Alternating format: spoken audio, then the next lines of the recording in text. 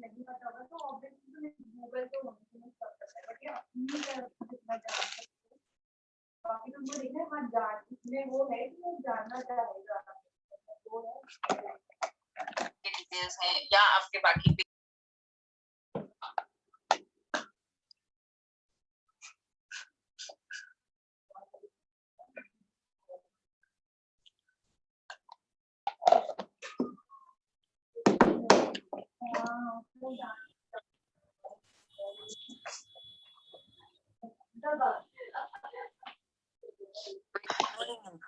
Good afternoon, folks.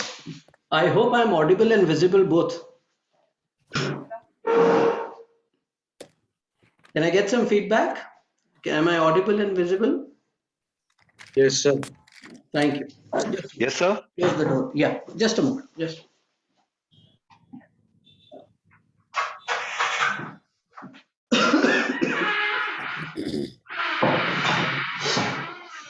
Yes. So, due to some contingencies, we weren't able to have the formal classes. So I thought that if I could get some time today, we'll start with the proceedings, and we'll try to be as regular, unless there is some contingency or official assignment. So I hope all of you have been able to go through the video lecture that I had shared with you. There was a full-length video lecture wherein I talked about a basic introduction to economics from a very conceptual and a practical perspective. Because we'll given the lesser number of interactions in ODL, I'll be basically covering up the more prominent parts. But I hope and I assume that you've gone through that particular part. So I'll take that very precisely at the beginning and try to run through very important aspects, and subsequently if you'll have any questions and queries, we'll take them further, right? So I really hope you've gone through the video. In case you haven't, please go through that session once again. I'll touch that precisely in today's session and proceed. So to begin with, you'll just give me a feedback if you're able to see the whiteboard. I'll try to connect the whiteboard, and just let me know if you can see this. Is the whiteboard visible on your screens? Yes, sir. Great. Yes. So, folks, let's start with, first of all, a basic understanding of what is economics, and then we'll try to connect economics with managerial economics in general, right? Uh, all of you, by default, understand that when we talk about economics, generally, myopically, people look at economics as a science or a study dealing with wealth or money. Generally, people think Arthashastra, as we call it, is all about making money and is all about improving your wealth or growing your wealth. But in reality, it is a very myopic view. It's, though I agree, majority get obsessed by this fact. And even today, economics is primarily about the wealth aspects of life. But honestly speaking, if you understand economics from the depth of the subject, wealth is just the means to welfare, and economics is a science of welfare. It is a study of how people and institutions can take rational decisions, right? Understanding the current situations and the future perspectives, and improve their conditions and make themselves better off. So the idea is economics is a science of wealth as a means to welfare, right? Because most of the aspects of welfare are closely connected to wealth. We take wealth as a means to welfare. However, economics also factors in those decisions which do not directly involve wealth but affect the welfare. We'll talk about all those aspects, but I would before that request you all to mute yourself. I can hear some feedback, some noise. Please mute your mics. I'll be grateful. Only unmute yourself in case of any query or doubt. Okay, since we are on Zoom, we'll have a technical problem of 40 minutes. In case we get disconnected, we'll connect back again using the same ID and the password. There were some glitches with MS Teams today, so I could not host the meeting there. There were issues with bandwidth and whiteboard. So in case we get disconnected after 40 minutes, I'll do inform you in advance. We'll reconnect, on Zoom itself. Okay. So if you understand what is the basic quest in life, life में लोग चाहते क्या है? What all people expect is some kind of satisfaction. Bear with my handwriting because of the tab slightly disturbing me these days. So satisfaction. Everybody wants satisfaction. The definition of satisfaction can vary from person to person. When you were young, you look for a good job. When you get good jobs, you look for a nice bungalow, a house, and all that wealthy things.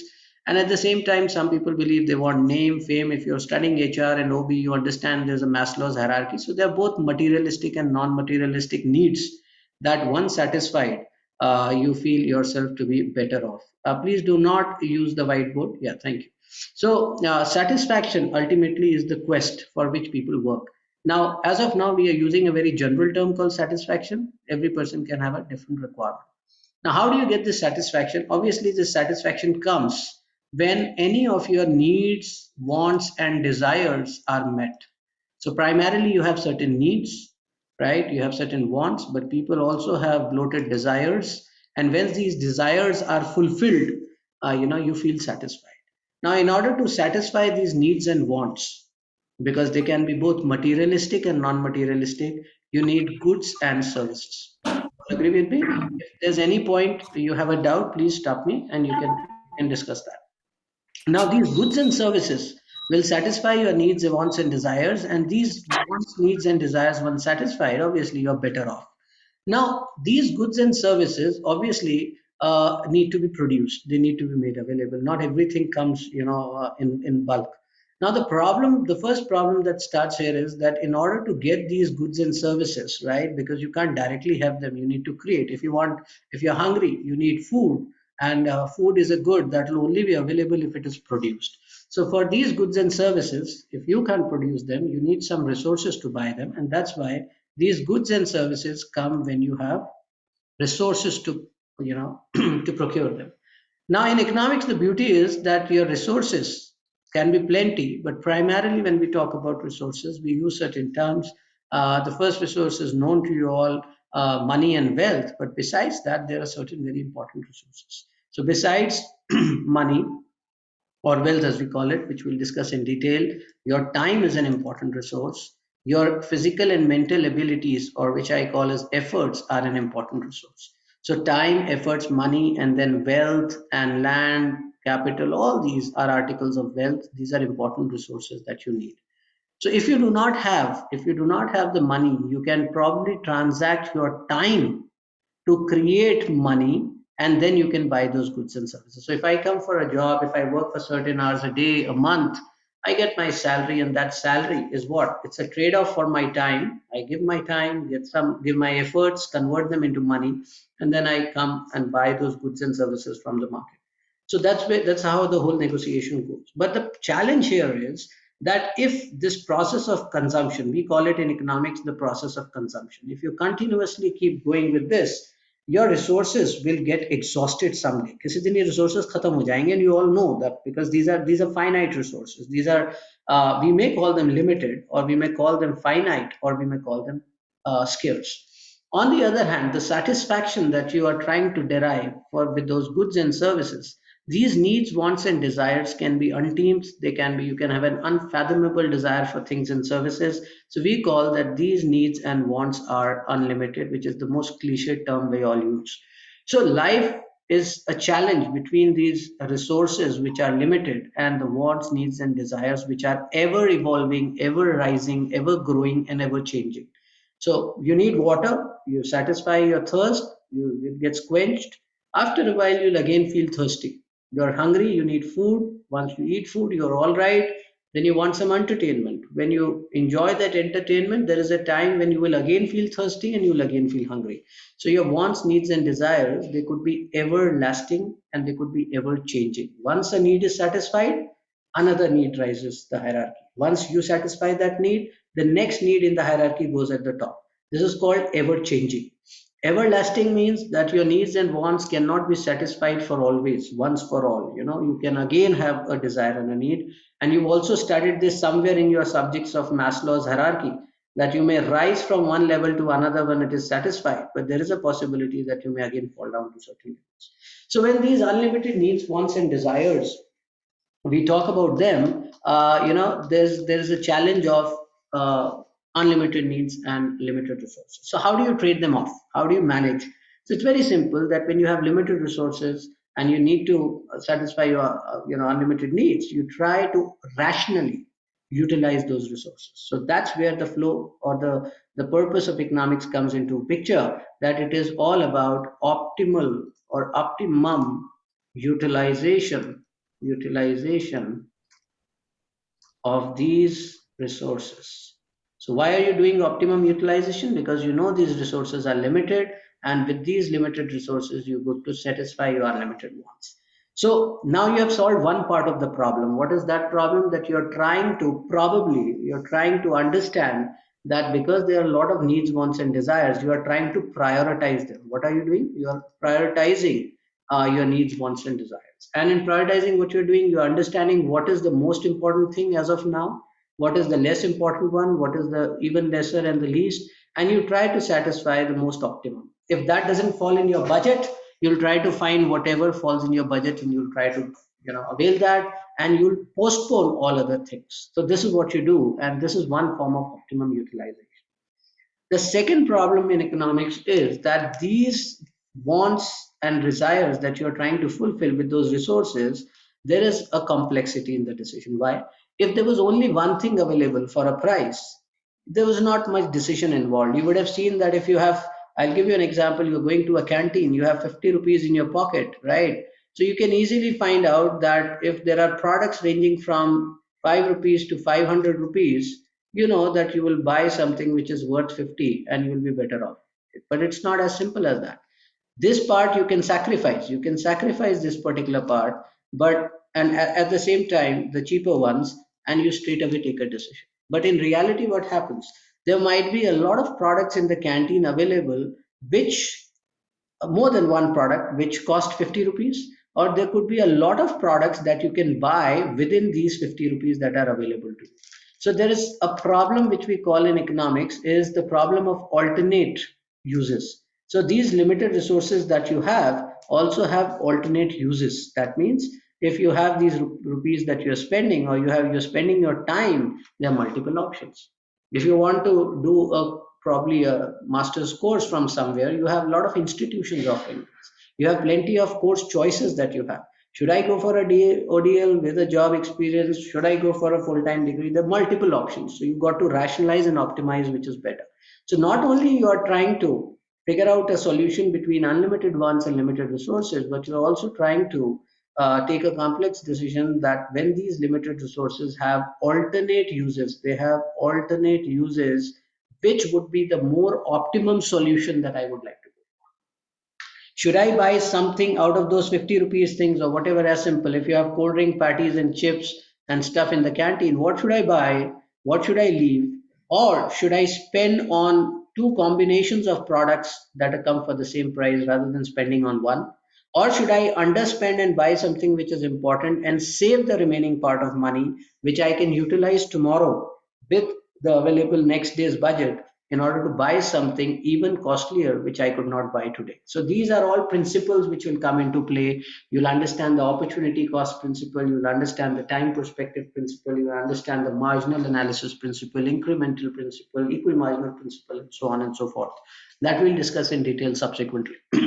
So as of now, if you understand, this is the problem that you're trying to strike a balance, because human needs and wants are infinite, and with technology, innovation, and globalization, new products and services are coming to the market. Your needs, wants, and desires are further growing endlessly and at a very fast pace. On the other hand, your resources are limited. Limited.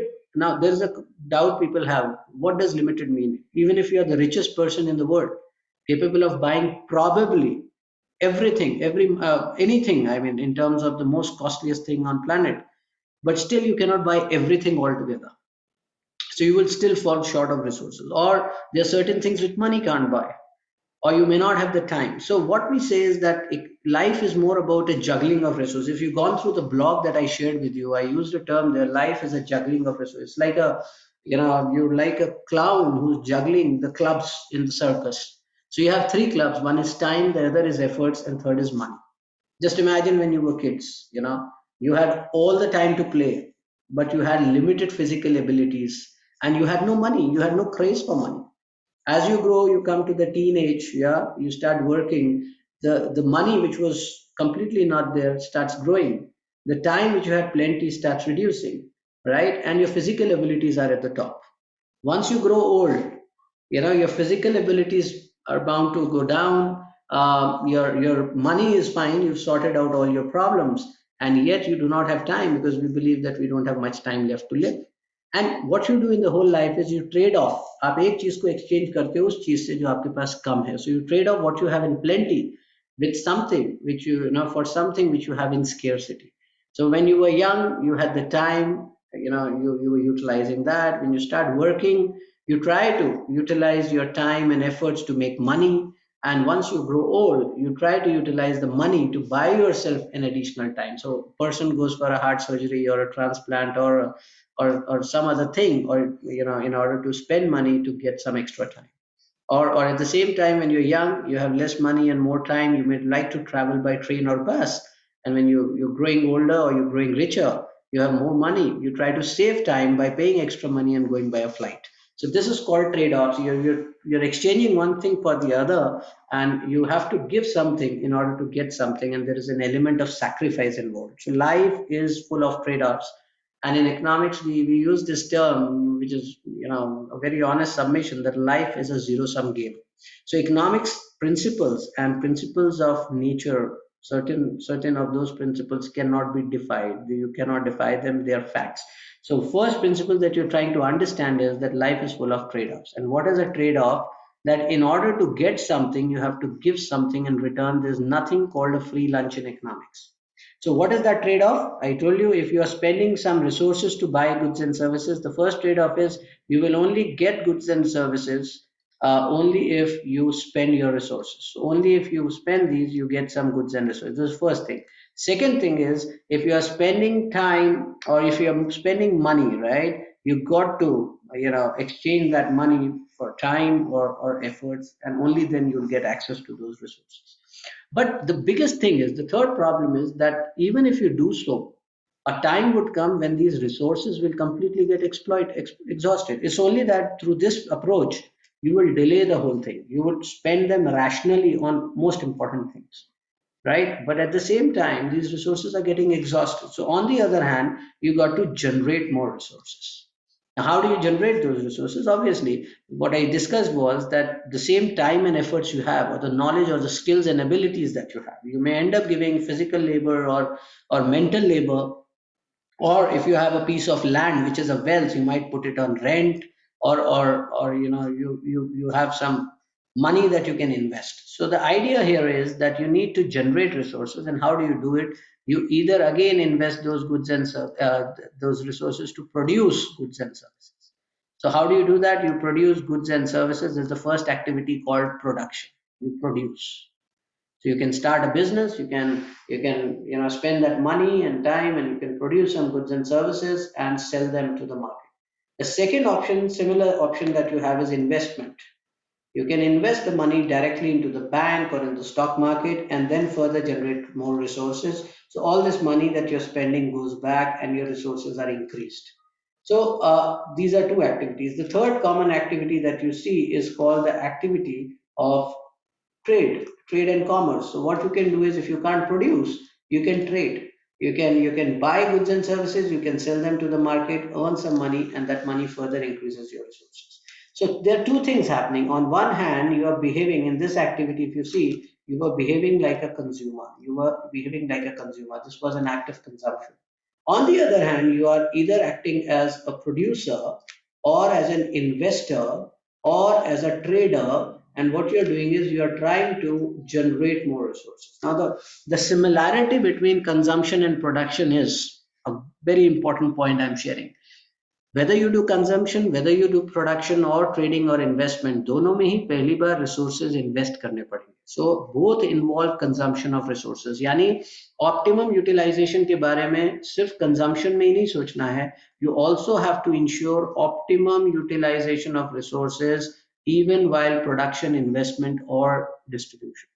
But what happens is, the only difference between them is, in consumption, You buy goods and services, you consume them, you get some satisfaction, you enhance your utility, but your resources are exhausted. While in production, or investment or trading, you are doing this activity initially parting away from your resources, but ultimately these resources are generated in form of return on investments or profits, or it could be if you are a factor of production, you are earning rent, interest, wages, salary, whatever. So your resources are again getting generated, and this is called the activity of production, investment, or trading. So far you would have realized a fact of economics that the ultimate, the nature of human beings is that they are bound to consume. The first need is for us to consume. We all love consuming, but only because there is a scarcity of goods and services. Somebody needs to produce them, and second, there are scarce resources, so we need to produce something in order to generate more resources and exchange them with other people. That is the reason why we have to produce or trade or distribute or invest.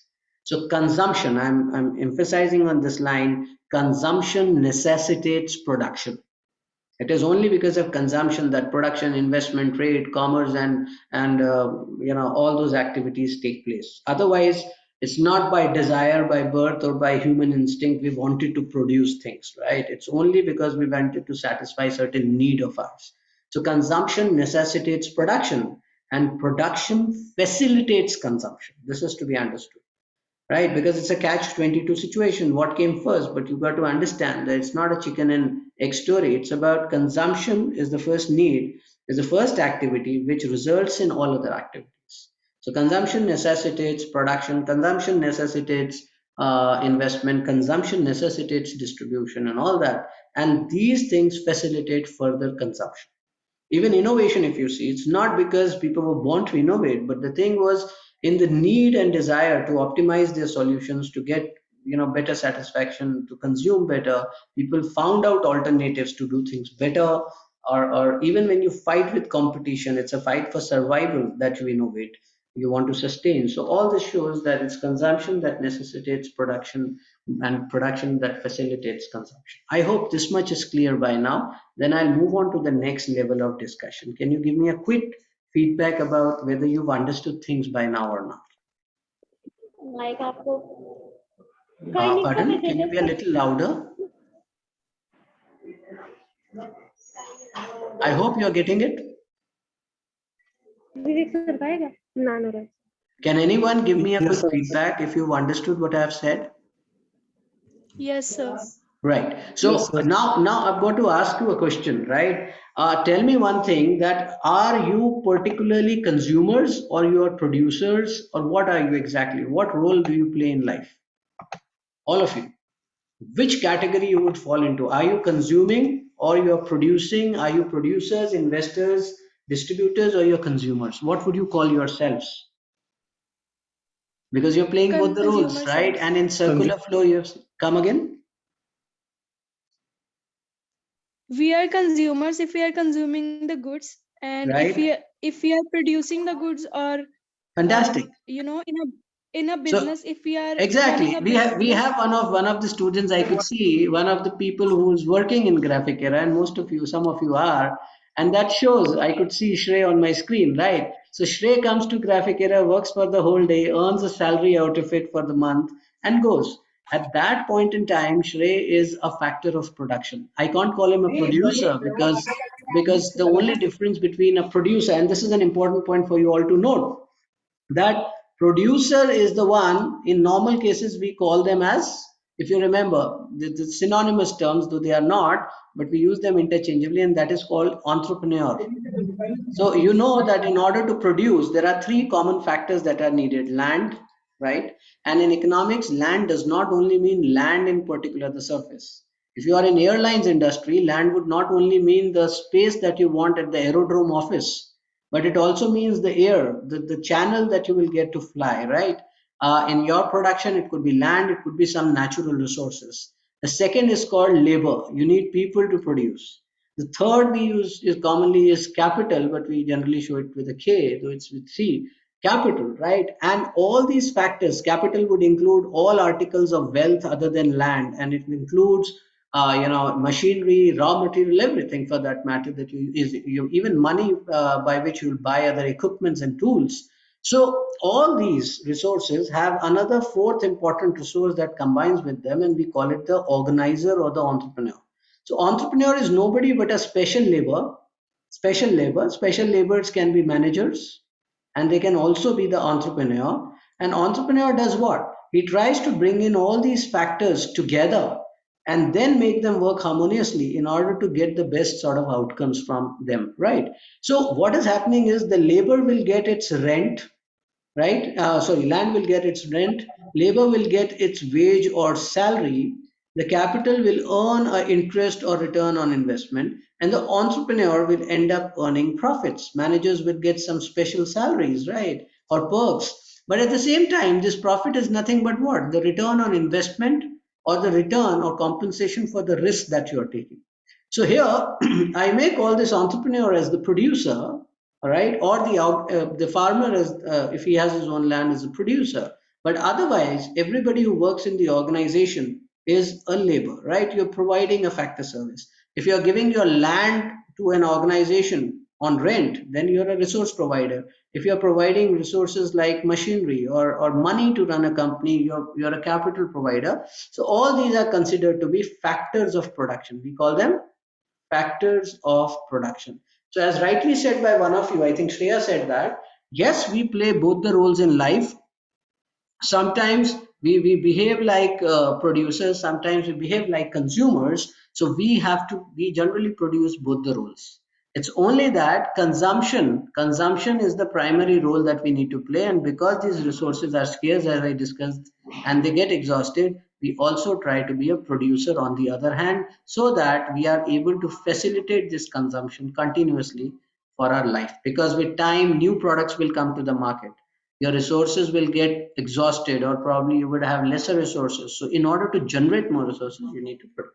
The second thing we learned is that we can be producers or we can be a factor of production. So in this case, yes, when I give example of Shri is a factor of production, coming to the organization, contributing in the organization, earning money and taking it away. That's where he's acting as a factor of production, he's producing. And on the other hand, he may then be investing a part of his money in the bank. That's another activity by which he generates resources. And he can also be buying fuel for his car and buying food for his family, education for his children, and stuff like that, which leads to consumption of these resources in order to satisfy his need and want. So that was the first thing. Now comes a very important thing. Now in economics, you have already studied the circular flow, which I have shared with you. So we generally say that in economics, what happens is every individual plays the role of a consumer and producer. But in order to understand an economic system, we include all these people under a category called households. We call ourselves the households, right? Households include you, me, and everybody who are individuals, right? So household includes all those individuals. And on the other hand, you have a category called firms. Firms are those entities which obviously produce goods and services and earn profits or earn revenue out of those businesses. Now comes the question that if we are producing both the roles, where do we fit ourselves? So fundamentally, please remember this word that I said, fundamentally, we all qualify as consumers. Though we are factors of production, or some of us can start our businesses and become businessmen, but then that business will be treated as a separate entity called a firm. So a bit of accounts comes into picture, right? It's a dual entity concept. It's a separate entity between the owner and the firm becomes the producer, and all other categories who are working in that firm are individuals or households who are consumers. So now within this category, if we see, our primary role is that of a consumer, while the role of the firm is that of a producer. Now, I've already discussed, I'll quickly take that. What is the idea? The firms provide goods and services. The firms provide goods and services to households. But in order to produce these goods and services, the firms require some factors of production. अब ये factors of production क्यों मिलेंगे? पिछली slide में हमने पढ़ा that because every consumer wants to consume, but these resources are getting exhausted, you need to create these resources, and for that you have to work somewhere and produce. So that's where you provide factor services, and we call them factors of production. So you can either call them factors of production or you can call them factor services. So what are factor services? This could be land, labor, capital, etc. You provide these to the firm.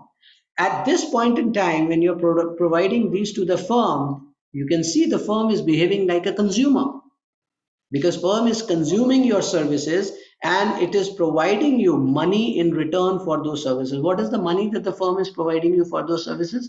It is providing you back something that we call as factor payments. क्या बोलते हैं? Factor payments. So the firm is getting factor services from households and giving factor payments to them. And what are these factor payments? These are rent, interest, wages, salaries, etc. Right? Now, when the households are buying these goods and services, the households are also making payments for these goods and services to the firm. Now, on the other hand, there's a money going back to firms, payment for goods and services. So if you see these two things, the money and the products, we call them real and monetary circular flow. If I look at the real flow, the factor services are going from households to the firms, and the goods and services are flowing back from firms to the households. This is a two-way flow that is happening. Similarly, if I see the flow of money, the money is flowing from the households to the firms, right? And then the money is this side, sorry, it's my fault, which we called as factor payments. So the money is flowing from households, the factor services are moving from households to the firms, and this factor payment, which I said, is flowing from firms to the households. So the money is moving in this direction first, and then the payment for goods and services is going from the household to the firm. So there is a bi-directional movement of goods and services, and there is a bi-directional flow of money. That's the beauty of an economy, that money keeps flowing within the system, goods keep flowing within the system, but there is a constant flow happening within the economy. So that's the first thing you need to understand. And so that's where the households, by offering factor services, earn resources in form of factor payments. And then when they purchase goods and services, they are consuming, they spend these payments in order to buy. So both are producers and consumers in a way. The firm is a consumer of factor services, and at the same time, it is a producer of goods and services. So both of them are playing both the roles, but the primary role, now comes the most important point, the primary role of a firm is that of a producer. Consumption is just a part of the role. It's a secondary role. They are consuming because they need to produce. Similarly, for the households, the primary role is that of consumption. So they are consumers. So production and consumption are the primary roles of producers and firms and consumers, even if they are playing both the roles. Now, when this is the role, the most important part of economic comes when we understand their goals, and that is derived from previous class again, that because the resources are scarce, both these parties want to optimize their resources. And how do they want to optimize? The households want that they should be able to consume goods and services in such a manner that their satisfaction is maximized, and we use this term utility maximization. They are trying to, whatever satisfaction you derive from consumption of goods and services, we generally use a term called utility. It is the want satisfying capacity or power of a product or a service. So they try to optimize or maximize their utility. Right? That means they try to buy the best possible product at the most optimum price in order to satisfy themselves. On the other hand, the role of the producer or the firm is that of a producer, and their goal is that of profit maximization. Now, you might say that every firm does not just initially work for profit. So we'll discuss that in objectives of the firm. There are various other objectives, but if I take a very straightforward objective, the firm wants to earn profit. यहाँ तक clear हो रहा है? So there is a very contrast role that you are seeing. There's a tug of war happening between the firm and the consumer. Why? Because their goals are slightly contradictory. Why? Because let's say if they want to exchange a product for a certain price, you want a transaction to happen. Now, what does the consumer want? The consumer wants that the utility that he derives from the product X should be higher than the price that he pays for the product. Pay attention to this line. As a consumer, आप जब कोई product या service खरीदते हैं और उसका कुछ price pay करते हैं, तो वो price आपके लिए क्या है? आपकी cost है. और जो satisfaction आप derive करेंगे वो आपका benefit है. So it's a cost benefit analysis. This is the benefit to the consumer and this is the cost to the consumer. But जब हम producer या firm की बात कर रहे हैं, the price for which it will sell is the benefit to the firm and the cost of production or the resource procurement is the cost to the firm. And firm wants that the price should be greater than the cost of production to earn the profit. So this equation, if you see, is very interesting. The utility, in order for a transaction to happen, the perceived utility of the consumer should be greater than the price, and the price should be greater than the cost of production or the cost of procurement for the producer. This is called, now since you cannot use the word profit for the consumer, we call it consumer surplus. In economics, we call it consumer's surplus. The excess of utility over the price. कितना खर्च करके कितना satisfaction मिला? If there is a greater satisfaction, it is called consumer surplus. Marketing में आगे चल के ये consumer satisfaction and customer delight जैसे terms में आता है. All those will evolve out of economics. And on the other hand, if you talk about the producer, the surplus of price over the cost, that means the revenue, price is nothing but the revenue you're earning, and the cost is what you had spent. This is called the producer's surplus. So a transaction or a deal will only strike at a common price when both of them end up getting something extra. If now what happens when do you bargain? Let's say what the customer wants most of the time is he wants the prices to go down. Why does he want the prices to go down? Because he wants to maximize the gap between utility and price. Now product is already there. The consumer cannot increase the utility, so he tries to pull down the price. While the producer's cost of production, because it is already incurred, he wants to push up the price in order to maximize his satisfaction. This is what I discussed. So utility maximization is a quest where he's trying the prices to be reduced in order to make his utility gap become broader and feels better. While the producer wants that the prices go down, go up, so that the gap between the price and the cost of production is high. Now this is a tug of war because this is a conflicting situation. Both of them are trying to do something which is opposite. Now, in this process, what will happen? This is practical economics where we are now coming. Both of them bargain and they strike a deal where both of them think that they are better off. But a lot of concepts of economics can be understood here. The first concept, because you'll be studying all this, I'm sure if you're studying on your own, you will study the cardinal utility approach, the ordinal utility approach and stuff. The first thing you're understanding is that even if the utility is not something that is so easily measurable, people are trying in their own terms to show that the utility is higher than the price. And the production which is happening, you're trying to optimize the price before we heard that. Now, economics, yeah, please go ahead. If you're saying something, be louder. I'm not getting whether it's a feedback or a question.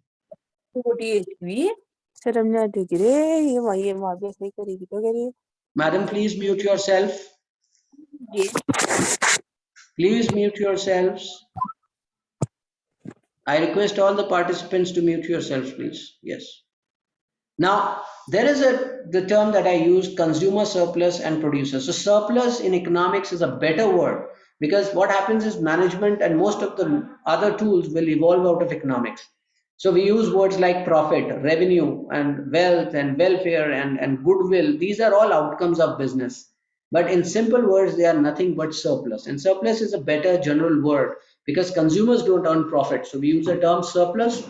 And if the producers also earn some profit, we call it a surplus. Producer surplus and consumer surplus. The meeting will get disconnected probably within a minute's time. That's what the countdown shows. So please reconnect once the meeting gets over. It might just break after a minute. We'll again rejoin and continue the session, please. Okay. So this surplus that we are talking about is a conflicting thing, right? The consumer wants to push up the prices. The consumer wants to pull down the prices while the producer wants to push up. Now we'll understand the conflicting role and try to understand some underlying principles out of it. So let us reconnect, after this session and then go ahead. So let's reconnect again after a while. It's about to disconnect.